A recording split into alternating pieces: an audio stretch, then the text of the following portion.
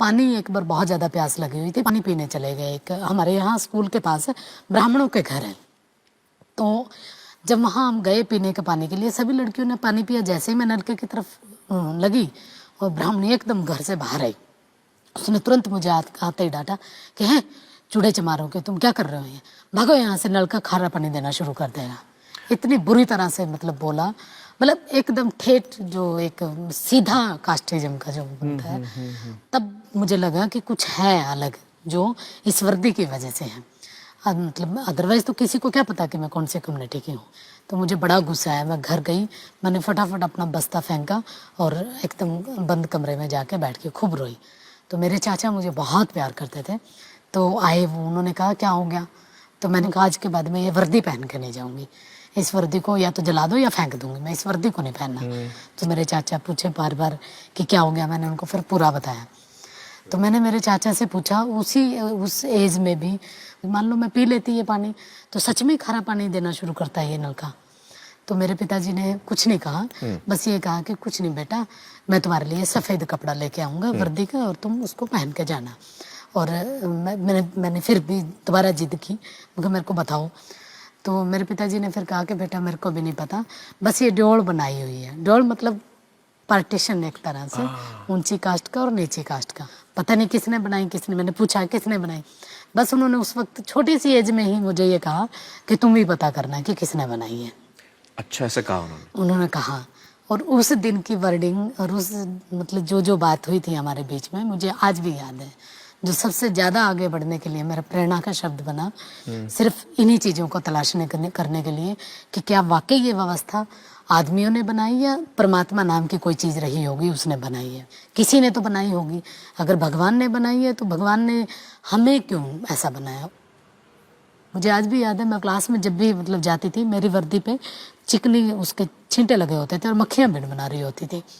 और उसके पीछे का कारण क्या था, खाने के लिए सब्जी तो होती नहीं थी, तो लस्सी मांग के लेके आया करते थे पड़ोस में से। तो लस्सी लेने के लिए जाते, तो मैं वर्दी डाले हुए होती थी जैसे स्कूल की, वो डालते, वो कहती यहाँ रख दे, तो नीचे रखवाती डोलू को, और वो ऊपर से ऐसे लस्सी फेंकती, और वो फेंकती, वो डोलू में कम, कपड़ों पे ज़्यादा लगती, उससे भिनभिनाहट होती।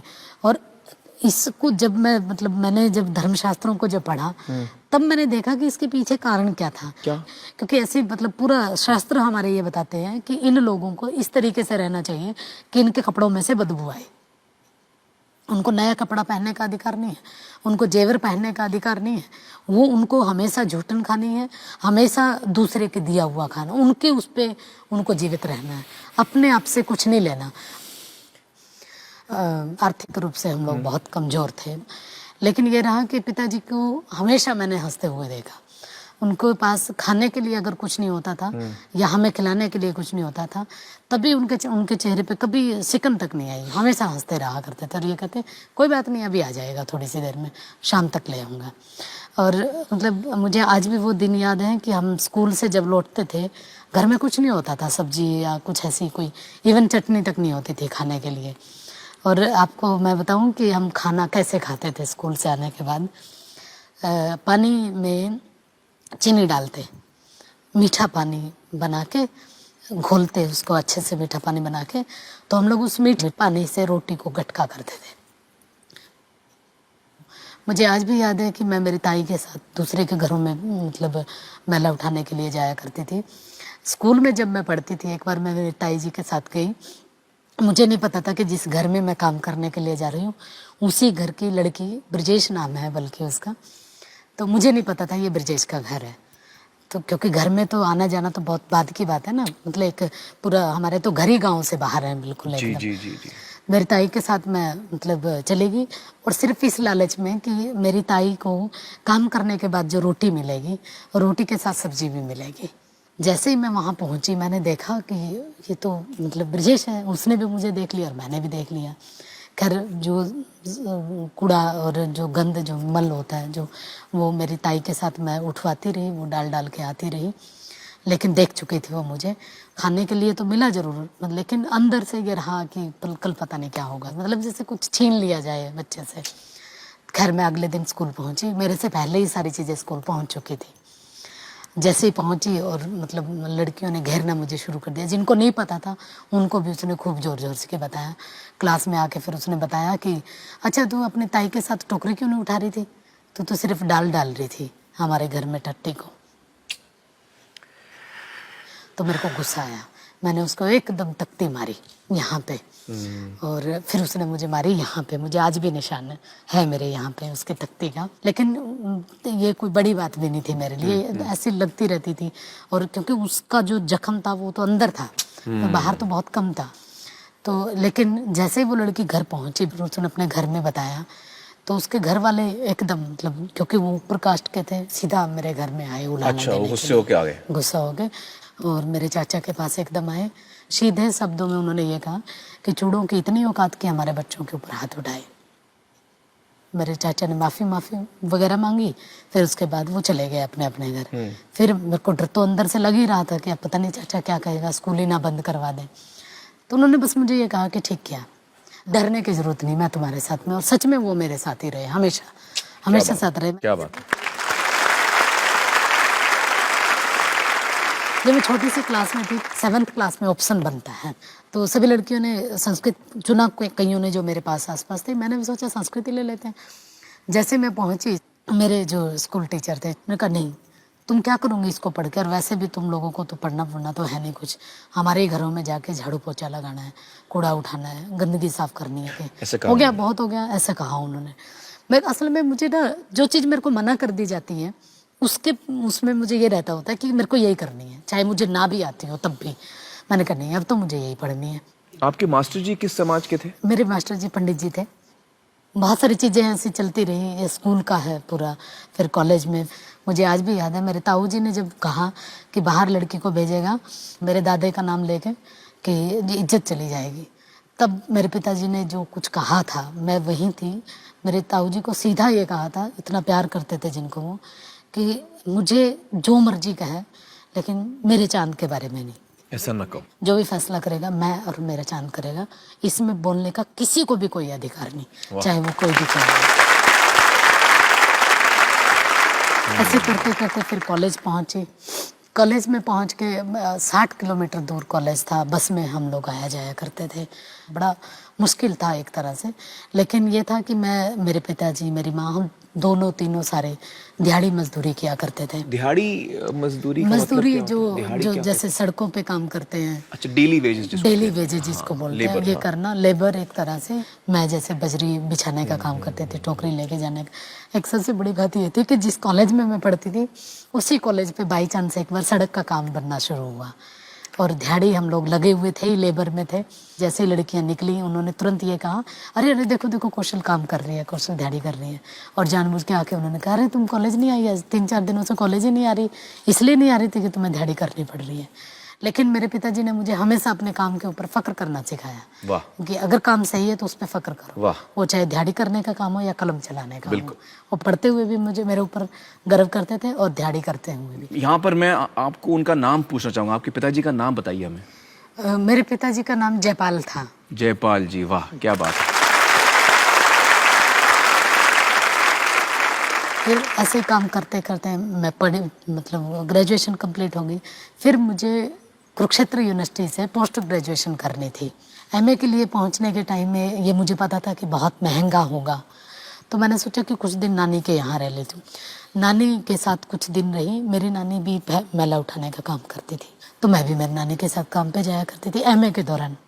उसी से रोटी मिलती थी, वो रोटी हम खाते पढ़ते, ऐसा चल रहा था। फिर मैंने अपनी पोस्ट डॉक्टरेट जो की है वो जेएनयू से की है, जवाहरलाल नेहरू विश्वविद्यालय। जेएनयू का एक बहुत दिमाग में एक बना हुआ था कि बहुत बड़ी यूनिवर्सिटी है, बहुत मतलब वहाँ का डेमोक्रेटिक माहौल है, सारी चीज़ें हैं।